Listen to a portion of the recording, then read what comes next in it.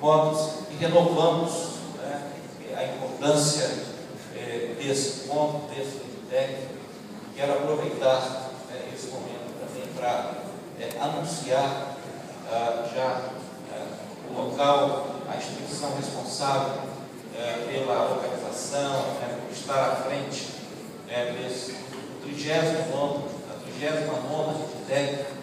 Quero convidar aqui para compor a mesa o professor Virgílio, reitor do Instituto Federal do Ceará, na cidade de Fortaleza. Nós teremos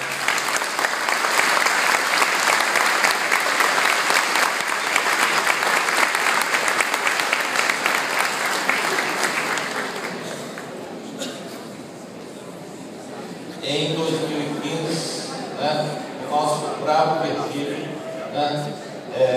à frente e organizando o nosso 39ª DEC. Então, eu quero